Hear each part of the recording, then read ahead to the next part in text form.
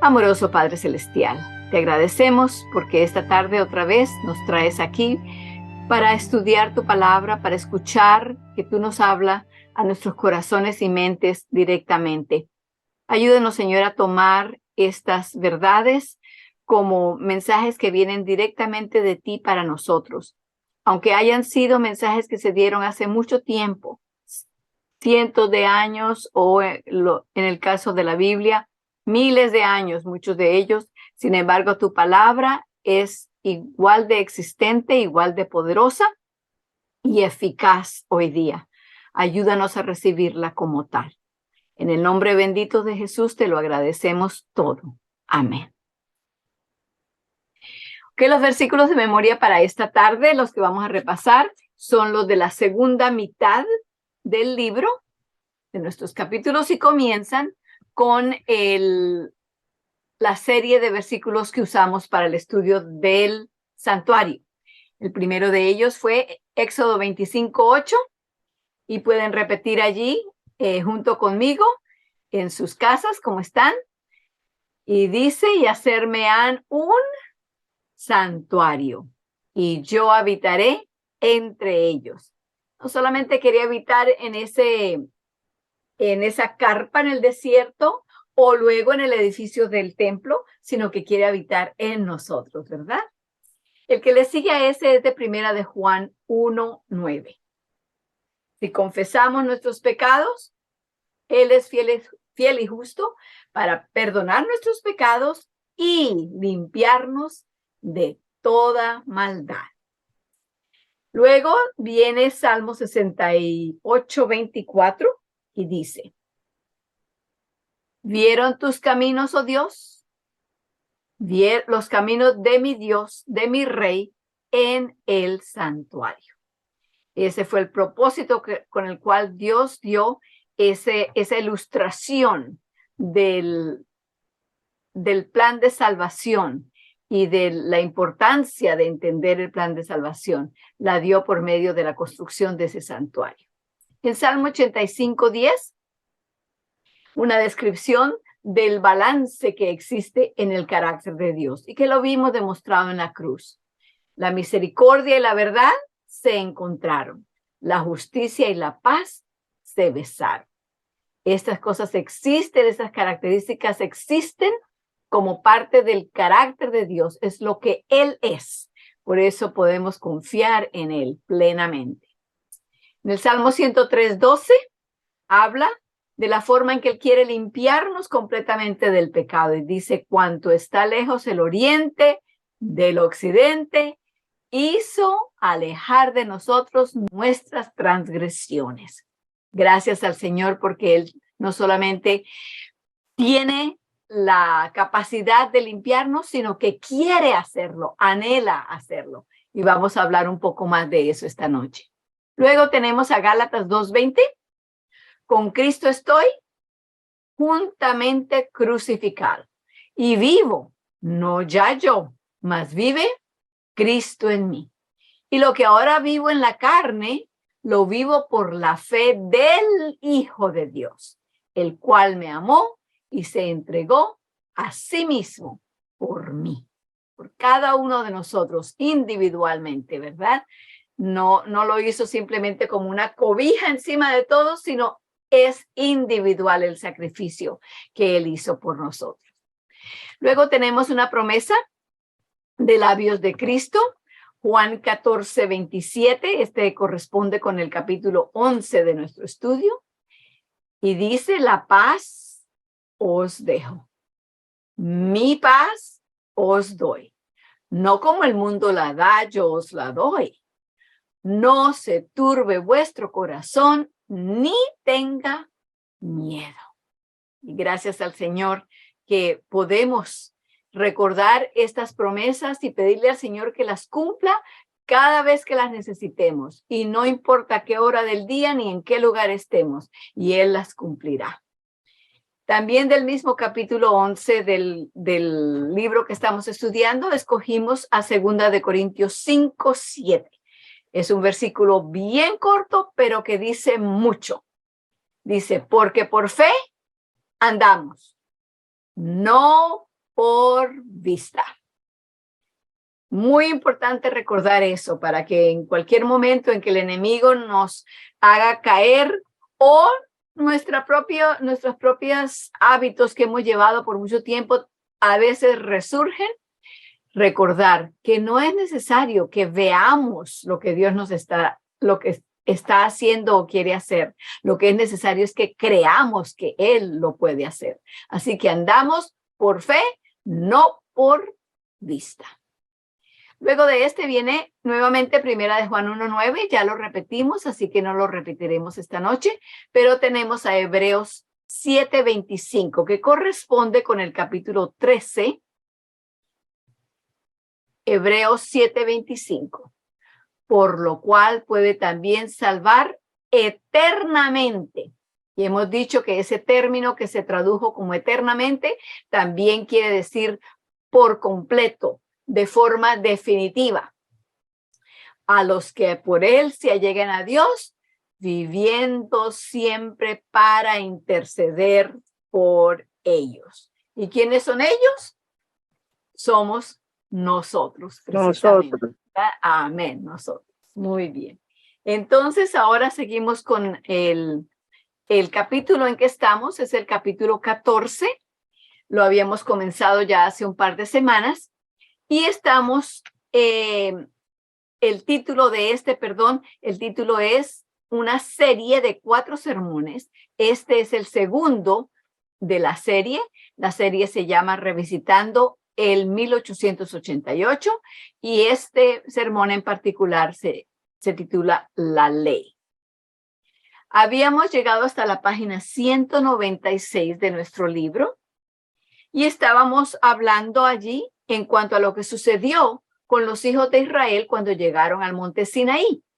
Y Dios habló con ellos, les mandó un recado por medio de Moisés y les dijo, yo fui el que los saqué. Ustedes vieron cómo me deshice de los egipcios, cómo los saqué y los llevé como sobre alas de águilas.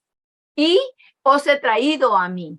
Entonces, si guardareis mi pacto, noten que dijimos la vez pasada que allí dice mi pacto, Dios se hace cargo de ese pacto. No es el pacto de ellos, es el pacto de Él.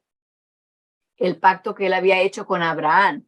Y les dice, si ustedes guardan ese pacto, ustedes serán un especial tesoro, un pueblo santo. Pero cuando Moisés les da el recado que Dios les ha mandado, la respuesta del pueblo fue, todo lo que Jehová ha dicho, eso haremos. En vez de permitir que la promesa, el pacto, lo que Dios había dicho que Él estaba dispuesto a hacer en ellos, ellos se tomaron la responsabilidad y dijeron, nosotros lo haremos. Y hablando de eso, en la página 196 habíamos leído 3 partes de una cita que viene del libro El Pacto Eterno. Y quiero que comencemos allí para que entonces entremos en el resto del comentario. Dice, y pueden leer junto conmigo allí con sus micrófonos apagados, lo mismo sucedía en el desierto de Sinaí cuando se dio la ley y se hizo el pacto. El gran pecado de los hijos de Israel fue la incredulidad, la confianza en ellos mismos, en lugar de confiar en Dios. Eso fue precisamente lo que exhibieron allí. Cuando dijeron todo lo que Jehová ha dicho, eso haremos. Tal vez lo dijeron de una forma automática, pero venía basado en el hecho de que confiaban en sí mismos, que ellos lo podían hacer.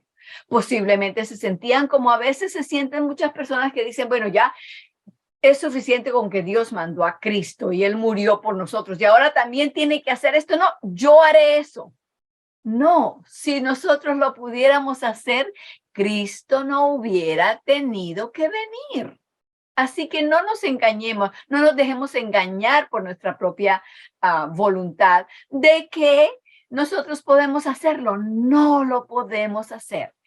En el siguiente párrafo dice, el que se atribuyeran la responsabilidad de obrar las obras de Dios denotaba la falta de aprecio hacia su grandeza y santidad.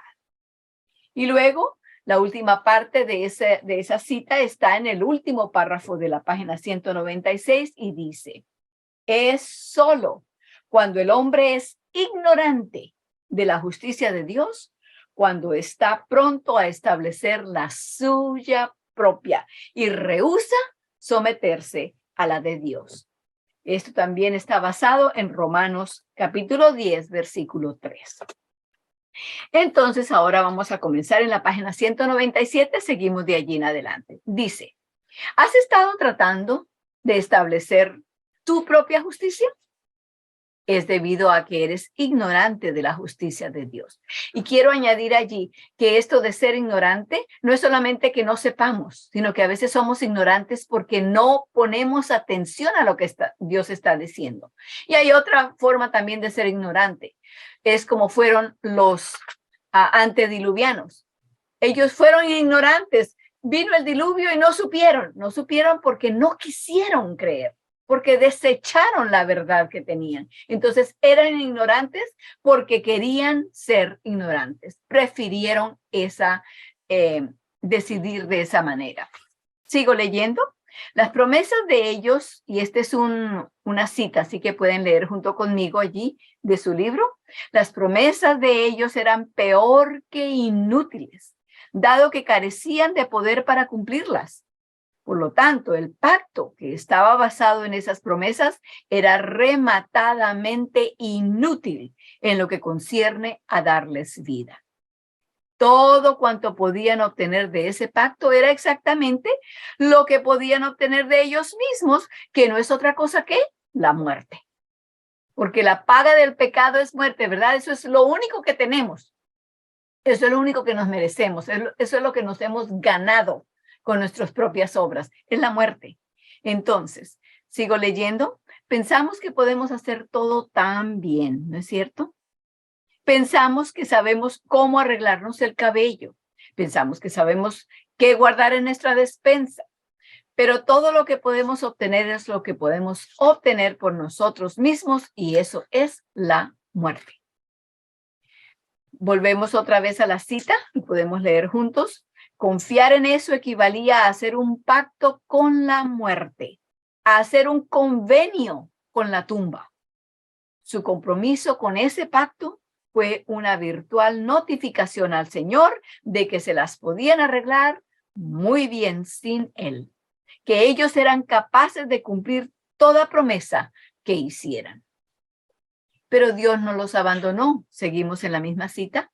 Porque Él me dijo, ciertamente mi pueblo son hijos que no mienten, y fue su Salvador. Esto proviene de Isaías 63:8. El Señor sabía que los movían buenas intenciones al hacer aquella promesa y que no se daban cuenta de su significado.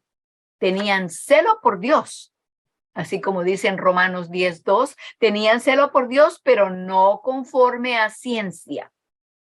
Esa palabra ciencia allí quiere decir conocimiento.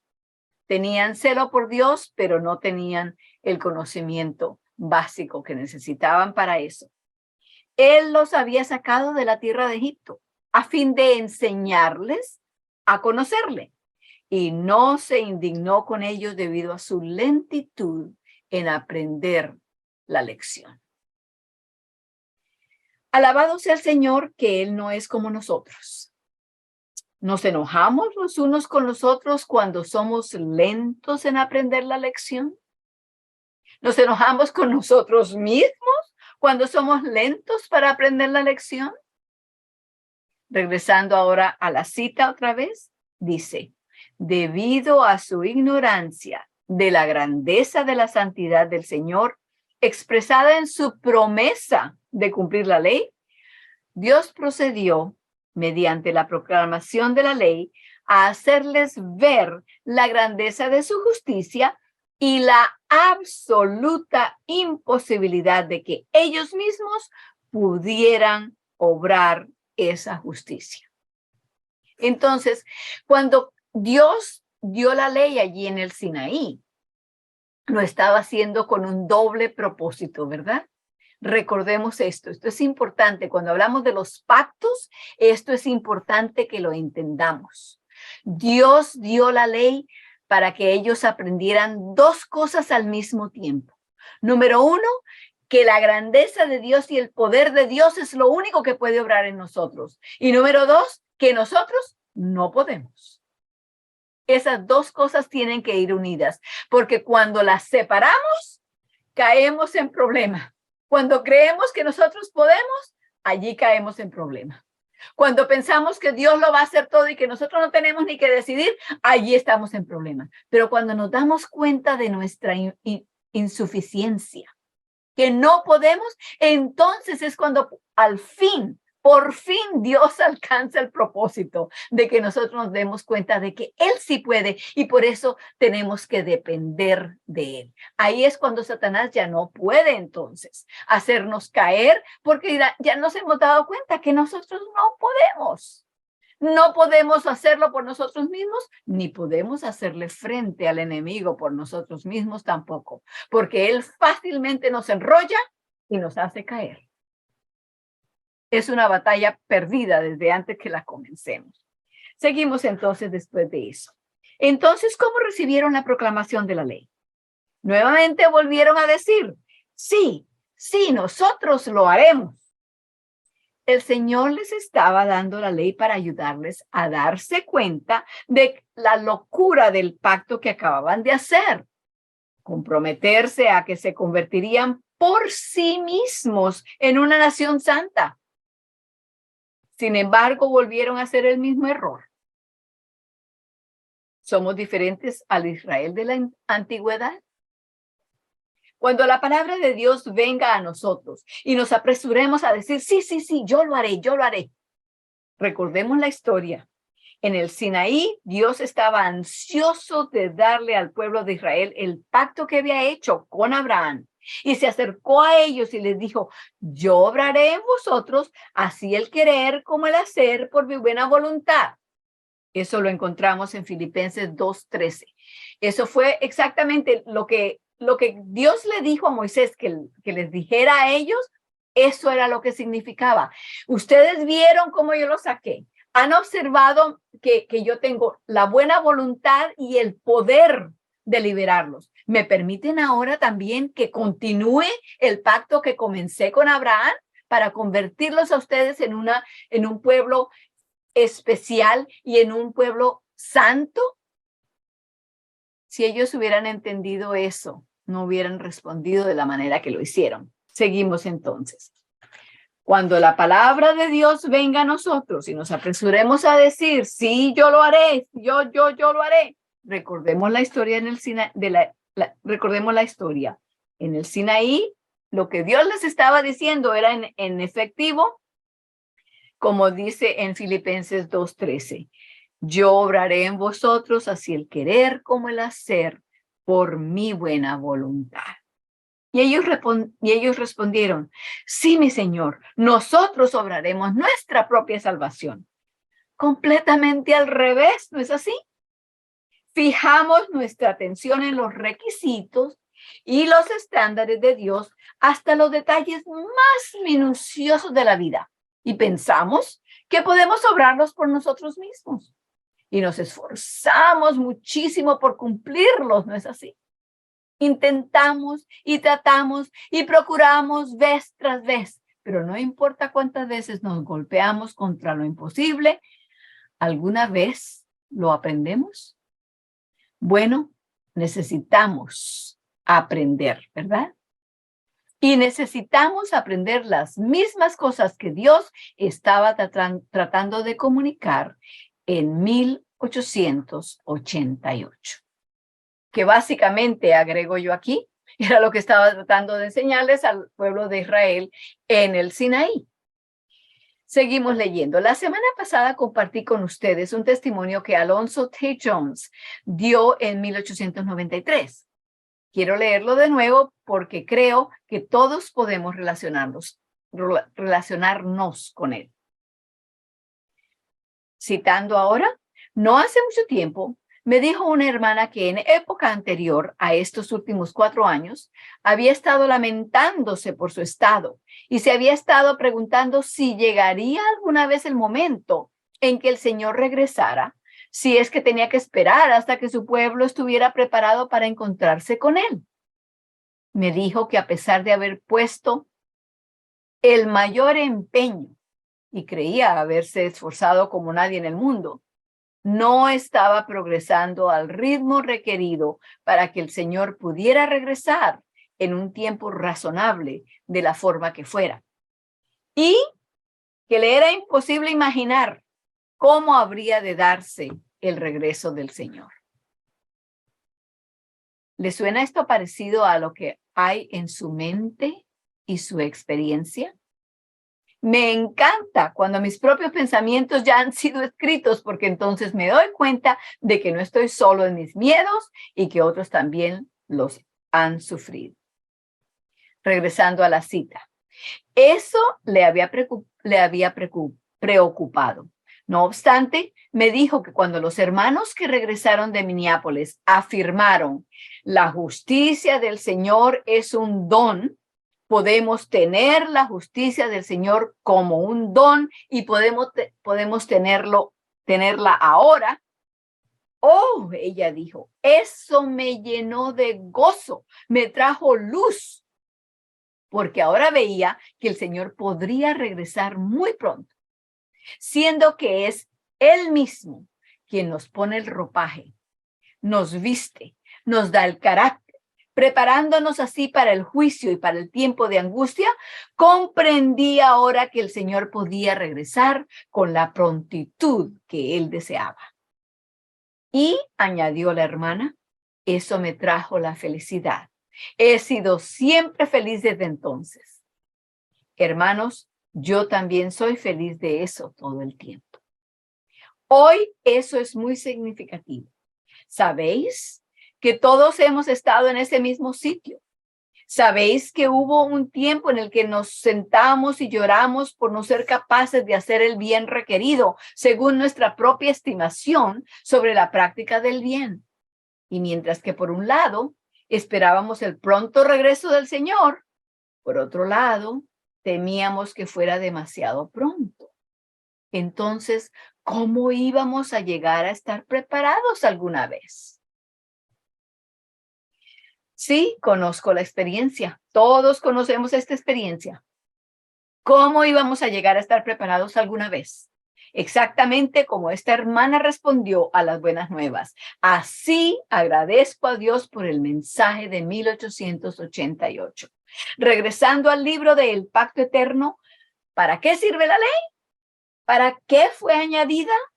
Veamos las páginas 161 para esa respuesta. Podemos leer juntos desde su capítulo impreso si lo tienen. Dice, una pregunta muy pertinente y que tiene cumplida respuesta. La convicción precede necesariamente a la conversión. Vuelvo a leer eso. La convicción precede necesariamente a la conversión. Solo mediante la justicia era posible obtener la herencia, aun siendo enteramente por la promesa, dado que la justicia es el don de la gracia. Y cuando hablamos de don, eso quiere decir un regalo, no necesariamente un talento que tengamos, sino un regalo. Sigo leyendo allí, pero a fin de que el hombre pudiera apreciar las promesas de Dios, se debía lograr que sintiera su necesidad de ellas. La ley, dada de una forma tan sobrecogedora, tenía el propósito de hacerles saber cuán imposible les era lograr la justicia de la ley por sus propias fuerzas, y de esa forma hacerles comprender lo que Dios estaba deseoso de proporcionarles. ¿De qué estaba deseoso Dios de proporcionarles? Ellos necesitaban justicia y santidad, y Dios estaba ansioso de dárselas. ¿Está Dios menos ansioso hoy en día de proporcionar lo mismo para nosotros? Yo creo que Dios está más ansioso ahora que nunca, ya que muy pronto se soltarán los vientos de la tierra. Todavía Jesús continúa clamando, mi sangre, mi sangre. Entonces, ¿son importantes los 10 mandamientos? Absolutamente. Sin los 10 mandamientos, ni siquiera podríamos llamarnos adventistas del séptimo día, ya que todo se basa en la ley de Dios. Pero no podemos seguir haciéndolo de la manera en que lo hemos hecho hasta ahora. Así nunca funcionará. Quiero entonces hacer ahora un paréntesis para darles un versículo de memoria para este capítulo que todavía no lo hemos comenzado a memorizar. Viene de Romanos 7:12. Así que abran sus Biblias a Romanos 7:12. Esto está en el Nuevo Testamento. Mateo, Marcos, Lucas, Juan, Hechos, Romanos. Así que es el 6º libro del Nuevo Testamento. Romanos capítulo 7, versículo 12. Esta es una declaración que el apóstol Pablo hace bajo la inspiración, claro está, del Espíritu Santo. Entonces, espero que ya todos la tengan allí enfrente y podemos leer entonces. De manera que la ley a la verdad es santa. Y el mandamiento, santo y justo y bueno. Se necesita que traigamos esto a colación, porque hemos estado hablando de que el énfasis se estaba poniendo en la ley, era de todo lo que hablaban y todo lo que predicaban y todo lo que enseñaban en esa época, en los 1800, y entonces llegó la hora en que no hablaban nada más que de eso. Se olvidó a Jesús, se puso a un lado. Sus méritos, lo que había hecho por nosotros y el poder que tiene para limpiarnos de toda maldad. Entonces había que traer ese balance otra vez. Tenemos entonces ahora que regresar, como dice ahí el apóstol Pablo, a pensar. No es que se estaba diciendo, tienen que sacar la ley para poder hablar de Cristo. No. La ley es el transcrito del carácter de Cristo.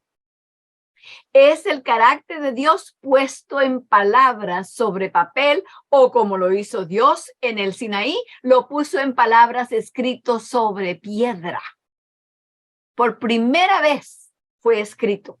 Antes de eso, ya la ley existía, pero se había dado en forma oral y cada familia pasaba en forma oral el conocimiento de ella de una generación a la otra hasta que se perdió. Se perdió especialmente durante el tiempo que estuvieron los israelitas esclavos en Egipto. Y entonces cuando Dios los sacó tratando de ayudarles a que entendieran quién era Él, como no lo entendían y seguían diciendo, nosotros haremos todo, nosotros nos convertiremos en pueblo especial y en pueblo santo, entonces Él dijo, bueno, les voy a dar entonces una foto o un cuadro de quién soy yo, para que se den cuenta, ellos no pueden, ustedes no pueden. Tienen que entender que lo que yo les estoy ofreciendo es porque yo sé que ustedes no pueden obtenerlo por sí mismos. Entonces, la ley no es de echarla para afuera, de tirarla, de botarla, ¿no? La ley es, y volvemos a leer, a repetir otra vez, Romanos 7:12, de manera que la ley a la verdad es santa. Y el mandamiento, santo y justo y bueno. ¿Ok? Entonces seguimos ahora sí leyendo en la página 199 donde íbamos. En 1888 estaban esforzándose tanto para prepararse para la segunda venida de Cristo que usaban la ley como medio para la preparación. Así que necesitaban este mensaje, tanto como lo necesitamos nosotros hoy. Si estás trabajando muy duro para prepararte y estás usando la ley de Dios como medio para alcanzar ese objetivo, entonces eso es señal de que necesitas este mensaje. En aquel año, Dios estaba tratando de decirle a la iglesia que se estaban desviando por el camino equivocado. Ahora, si tú estuvieras yendo por el camino equivocado, ¿no te alegrarías de que alguien te mostrara, este es el camino correcto, andad por él? Eso es exactamente lo que Dios estaba intentando, lo que Dios intentaba hacer en 1888. Él estaba tratando de aliviarlos del estrés pesado que llevaban a cuestas. Nosotros mismos somos muy propensos a llevar la misma carga hoy día, ya que seguimos intentando e intentando, pensando que de alguna manera de dentro de nosotros podemos sacar algo que pueda satisfacer los requerimientos de la ley. Y creemos que todas estas formas de vida, tal como el vestido, la dieta, nos ayudan a parecer hermosos, muy lindos, ¿verdad? Delante de esa ley de justicia.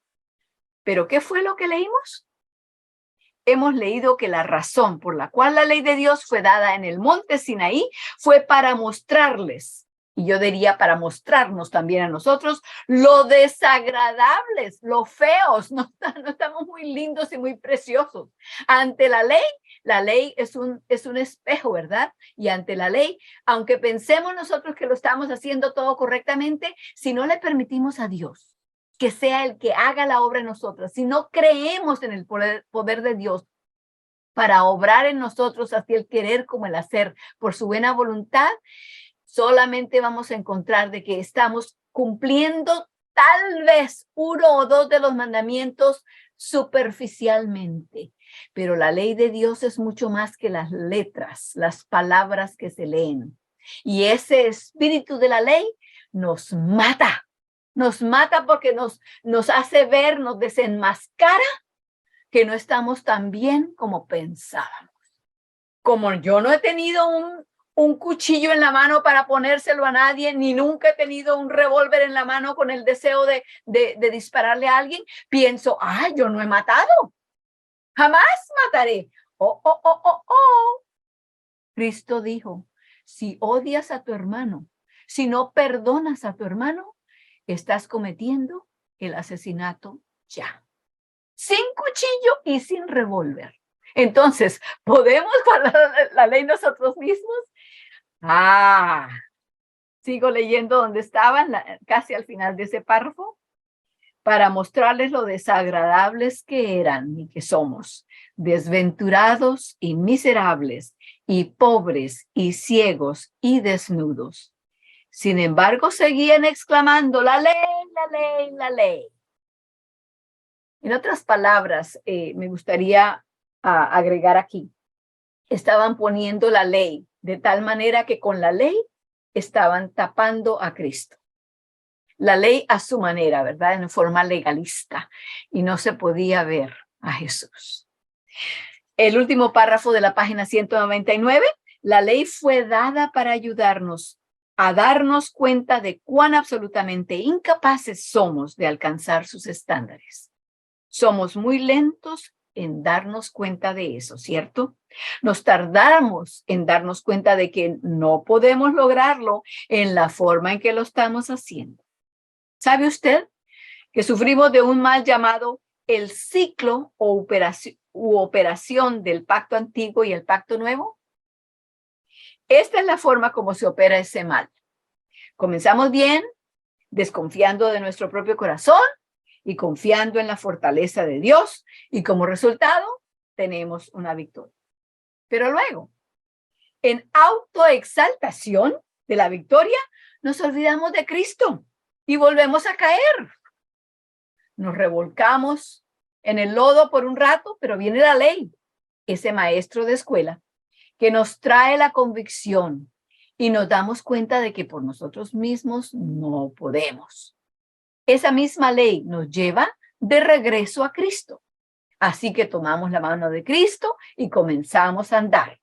La victoria es nuestra. Prontamente nos olvidamos, quitamos nuestros ojos de Cristo y volvemos a caer. Luego escuchamos a la ley, el maestro de escuela. Sentimos la vara que nos golpea y nos castiga, nos lastima, nos duele, pero nos hace recordar, oh sí, Cristo es mi fuente de fortaleza. Y así volvemos de nuevo al ciclo. Nos sometemos, tenemos una victoria y luego, ¿qué sucede? Bueno, el ciclo tiene que parar, ¿no es así? El ciclo u operación del pacto antiguo y el pacto nuevo debe llegar al punto en el que dejemos de cometer los mismos errores, dejar de depender de nosotros mismos y de tratar de forjar nuestra propia salvación. El ciclo no puede y no debe durar para siempre, ¿verdad? Uno de estos días, en verdad, necesitamos aprender la lección.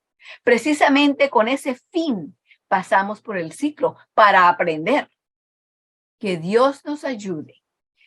Si no estamos aprendiendo, necesitamos aprender y necesitamos aprender pronto que no podemos salvarnos por nosotros mismos. Por mí mismo, yo no puedo tomar esas normas de Dios y cumplirlas. No puedo. Ninguno de nosotros puede. Y hasta que esta realidad no sea parte de nuestro pensar, vamos a seguir cayendo de frente sobre nuestra cara una y otra vez. Nos vamos a desanimar, vamos a caer en la depresión, vamos a empezar a arremeter contra los hermanos de la iglesia y no vamos a ser felices. Ninguno de nosotros será feliz hasta que no ocurra esa ruptura. El mensaje de 1888 debió haber hecho ese avance, hecho esa ruptura en la experiencia de aquellos que profesan ser verdaderos seguidores de Cristo. Stephen Haskell cita a la hermana White diciendo que el Señor habría venido en 2 años después de la conferencia de Minneapolis. Solo 2 años. Y en el testimonio de Jones, que acabamos de citar, él habla de una señora que había declarado que al mirarse a sí misma y a todos los que la rodeaban, pensaba que no había forma de que alguna vez estuvieran listos.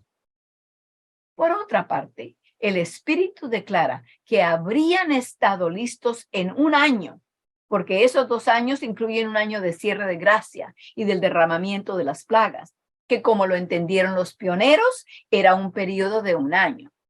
El mensaje de 1888 fue un mensaje que hubiera preparado al pueblo de Dios para la segunda venida de Cristo. Dentro de un periodo de tiempo de 12 meses, suscrito, sellado y esperando, listos para ser liberados. ¿Necesitamos hoy un mensaje así como ese? Sí, desesperadamente necesitamos un mensaje como ese hoy.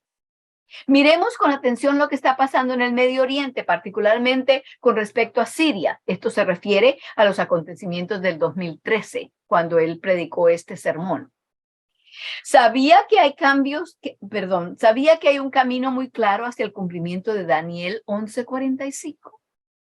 Solo había un obstáculo en el camino para detener su cumplimiento, y era el mismo obstáculo que existe hoy: nuestra falla en aprender esta lección rápidamente, aun cuando la sangre de Cristo todavía nos ruega que lo hagamos sin demora, porque no tardará mucho tiempo más para que los eventos finales se desencadenen.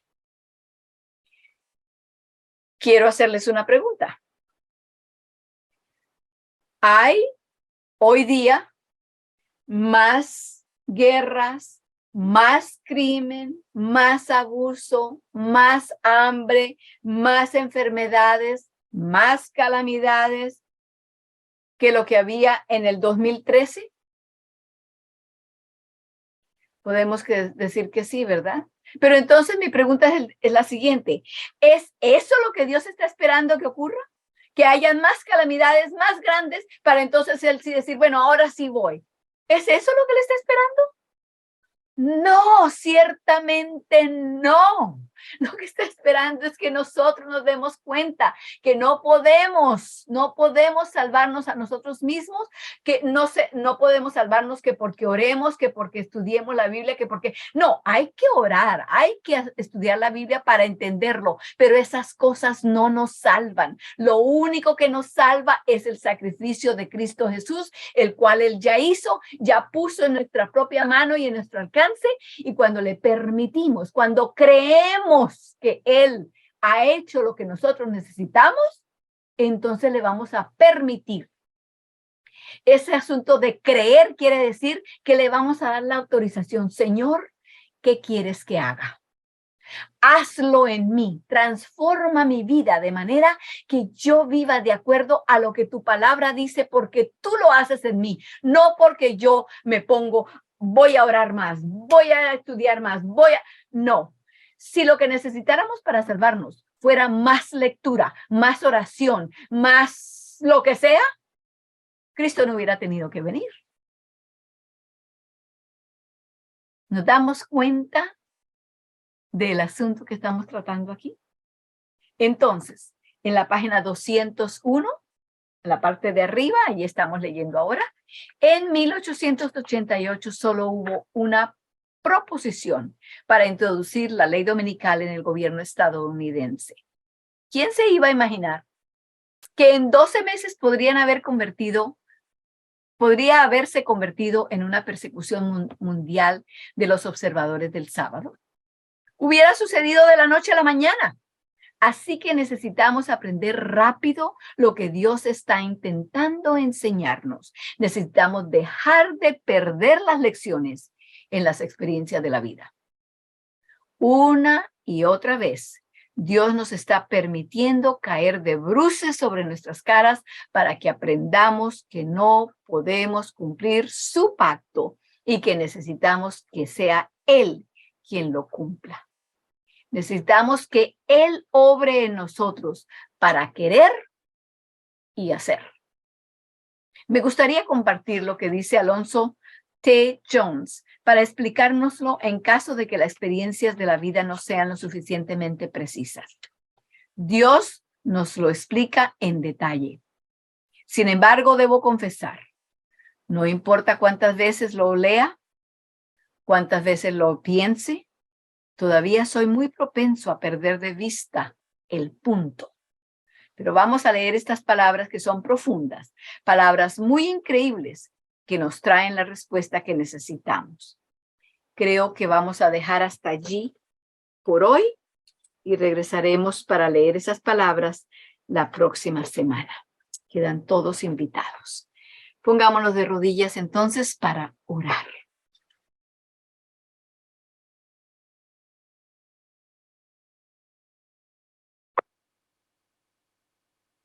Nuestro buen Dios, nuestro Hacedor, nuestro Salvador, nuestro Justificador y el único que puede hacernos santos. Señor, venimos a ti porque hemos comprendido esta noche más claramente que nosotros verdaderamente no podemos salvarnos a nosotros mismos. Que la salvación, la justificación, la santidad, la rectitud existen solamente en ti y debemos recibirla de ti para que nosotros la podamos tener. Ayúdanos a pensar en estas cosas, a reflexionar, para que así tu Espíritu Santo las haga todavía más claras estas verdades en nuestras mentes. Te pedimos, Señor, que nos des corazones que son suaves, que no se resisten ni rechazan, sino que piden, Señor, dame más de esta comida espiritual. Ayúdame a entenderla todavía mejor. Dame la fuerza que necesito para poder creerla, porque cuando lo crea, tú lo vas a poder hacer en mí. No va a ser mi obra, sino la tuya en mí. Gracias, Señor, porque tratas una y otra vez, perseveras y no te cansas y tienes paciencia con nosotros. Te lo agradecemos de todo corazón, en el nombre de Jesús. Amén.